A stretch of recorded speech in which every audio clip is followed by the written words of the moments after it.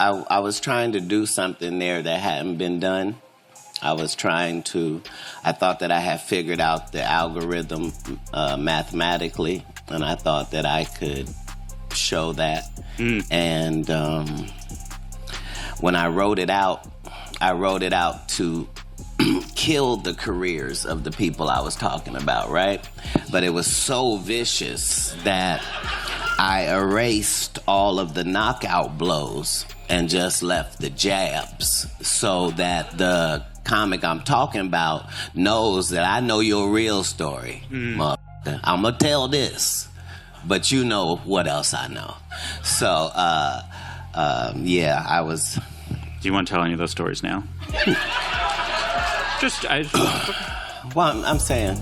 Last September, the internet went into meltdown when news broke that Sean Diddy Combs had been arrested. But buried in the viral frenzy was a seemingly throwaway joke from comedian Katt Williams that now feels chillingly prophetic. It was an AI-generated image, a bizarre mashup of Puffy's mugshot and Wesley Snipes' iconic sneer from New Jack City, that Katt reposted with a caption that sent a ripple through Black Twitter. Diddy about to snitch on everybody. At the time, it read like a joke, but in the months since, as lawsuits and federal documents began surfacing, that joke started looking more like a warning. Not only was Katt Williams ahead of the curve, he may have been dropping breadcrumbs all along. Rewind to his explosive appearance on Club Shay Shay, an interview that reshaped how people saw the industry. Do you think that, like, stars and get offered that kind of thing, like to compromise themselves sexually for entertainment?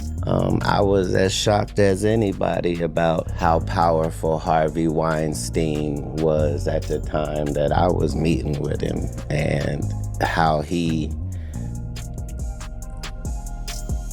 could not be told no. You follow what I'm saying? They'll figure out some way. Right, so I thought that didn't apply to me because I don't care about nothing but bitches and good business, right? In these scary situations, I don't even leave it up to me. Like, I'm gonna do what the superhero would do in this part of the movie, regardless. That's a good way to think about things in general. Yeah. What would the super... I had to turn down $50 million 4 times just to protect my integrity and that virgin hole I was telling you about. Right, because P. Diddy be wanting to party. All of these big dick deviants is all catching hell in 2024. It's up for all of them. It don't matter if you Diddy or whoever you is. T.G. Jakes, any of them. All lies will be exposed. That's all.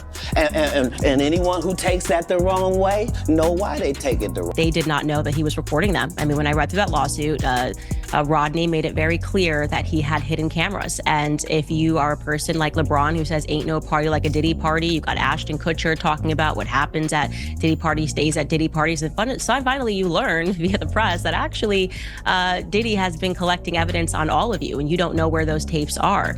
That will buy your silence for quite some time because you're hoping that if you keep your head low, you're not going to be revealed as one of these people that was engaged in some of these acts, whether they were heterosexual or homosexual, it doesn't matter. Maybe you're just cheating on your wife and you don't want that to get out into the public. Maybe you were, as Katt Williams described it, in one of the rooms. He said you could just walk around the house. He said this on stage years ago, that you could walk around the house and you would see people engaged in various sex acts.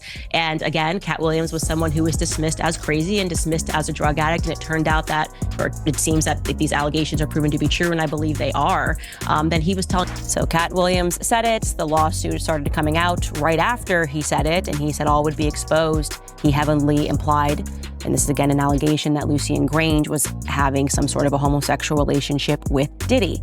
So he is the person that controls Diddy, that Lucian Grainge was aware of these parties, that Universal Music Group was aware of these parties.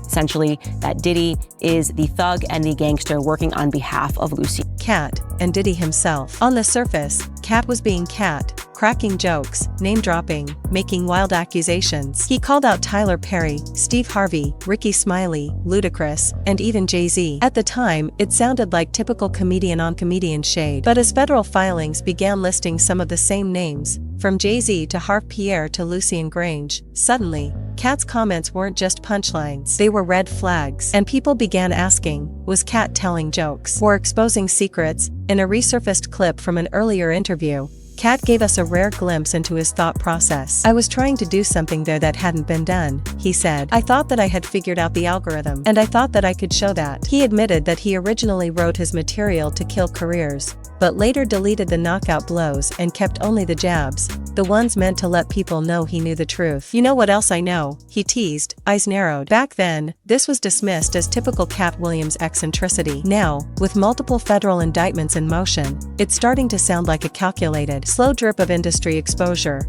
The turning point came when Katt made a bold claim, one that many brushed off as delusional at the time. "I had to turn down $50 million 4 times, he said, "just to protect my integrity. And that virgin hole I was telling you about, 'cause P. Diddy be wanting to buy it." That comment, delivered in Katt's usual off-the-cuff style, carried a much darker implication. He was suggesting that powerful figures, including Diddy, tried to exploit him or compromise him to gain control. "All these big deviant names," Katt warned, "they're all catching hell in 2024. It's up for all of them." And the lawsuits that followed have made that statement look less like comedy and more like prophecy. It wasn't just about Diddy. Katt specifically named Lucian Grainge, the powerful CEO of Universal Music Group, alleging he had a secret relationship with Diddy, and more disturbingly, that Grainge and the label heads were aware of the alleged misconduct happening at Diddy's parties. "They didn't know he was reporting them," Katt said cryptically, hinting at blackmail and surveillance. Then came the lawsuit from Rodney Jones, who alleged Diddy had hidden cameras in his residences. The possibility that private footage of celebrities existed, filmed without consent, suddenly cast a sinister light on past quotes. LeBron James once joked, "Ain't no party like a Diddy party." Ashton Kutcher said, "What happens at Diddy's parties stays at Diddy's parties." But what if it didn't? What if Diddy was collecting evidence on guests,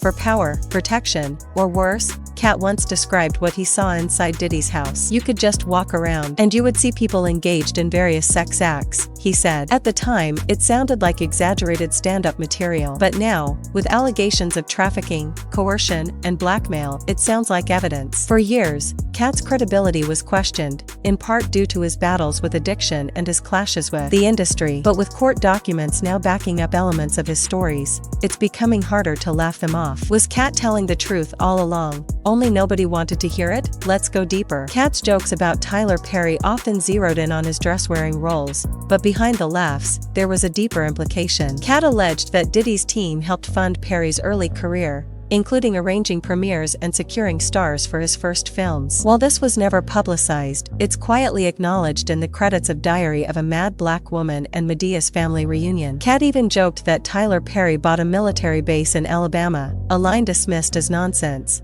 until it was revealed Perry did in fact purchase a former base for his Atlanta studio. That joke became fact. Katt then asked, "At what point in Tyler Perry's career was he Denzel or Sam Jackson? Because those are the only 2 black men I can think of that never had a dress on." Behind the comedy was a real question. Was Perry's success tied to early compromises and early connections? Ricky Smiley's name came up next. According to Katt, Smiley got his start attending Diddy's invite-only parties in Atlanta. He claimed Smiley leveraged that access to secure gigs, radio spots, and eventually his own show. Katt alleged that Ricky once said he deserved Katt's role in Friday After Next, and that Katt retaliated by inserting a clause in his own contract saying he wouldn't work with Smiley unless Smiley was in a dress. Smiley would later appear in First Sunday, wearing a dress. Again, what seemed like comedic jabs now carries undertones of deeper industry politics. Then there's Kevin Hart. Katt called him an industry plant and accused him of taking $50 million to unvirgin his hole, drawing a crude comparison between Hart's success and Diddy's financial backing. Katt pointed out that Hart's movies often featured Puffy's venture capital arms in the credits, either on the soundtrack or in production roles. He even mentioned the awkward clip where Kevin Hart, trying to praise Justin Bieber, said they slept in the same bed as children, before quickly correcting himself. Out of context, it was a clumsy moment. In the context of Diddy's alleged parties, it becomes far more unsettling. Even T.D. Jakes wasn't spared. Katt called him one of the big deviant names set to be exposed, and pointed out his appearance at a Diddy-sponsored gospel event, which featured platinum seating, red carpets, and music execs in the front row. This fusion of faith and industry optics disturbed Katt, who suggested that such partnerships were more about image laundering than community uplift. While rumors about Jakes are still just that, rumors, the fact that these religious figures are appearing in the same circles adds another layer of complexity to the growing web.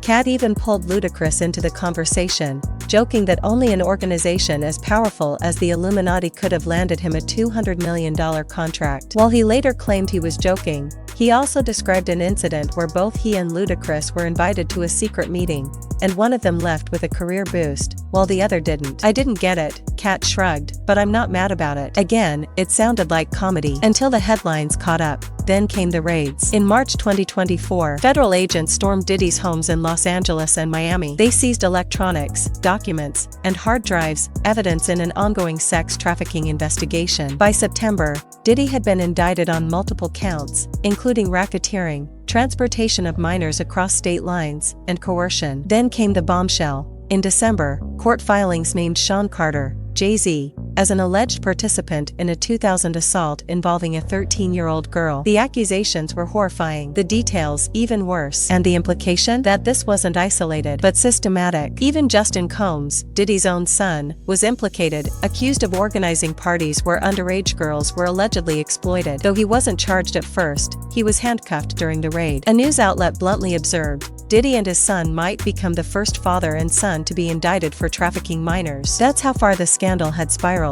Former Bad Boy artist Kenna Harper emerged as a crucial witness, alleging she'd seen Diddy assault Cassie Ventura. When Dawn Richard filed her lawsuit, Diddy allegedly made over 50 calls to Kenna in a single day, totaling 128 calls in 4 days, classic signs of witness tampering, according to prosecutors. Universal Music boss Lucian Grainge and Interscope co-founder Jimmy Iovine were briefly named as people who may have influenced testimony, though Grainge's name has since been dropped. So what does this all mean? It means that Katt Williams, long seen as a chaotic truth-teller on the margins, may have been one of the few people telling the truth the entire time. The names he dropped were not random. The stories he told weren't baseless. They were signals, warnings, messages in a bottle. And now, the waves are crashing in. The allegations against Diddy are still unfolding. The trials haven't begun. But one thing is clear. Katt Williams was not just telling jokes. He was documenting a system, in his own way, in his own voice, that many are now seeing for what it really was. Whether or not every claim holds up in court, Katt's long-standing critiques of power, celebrity, and silence are being validated in real time. The punchlines have become headlines, and the industry, once so quick to dismiss him, is now struggling to deny him.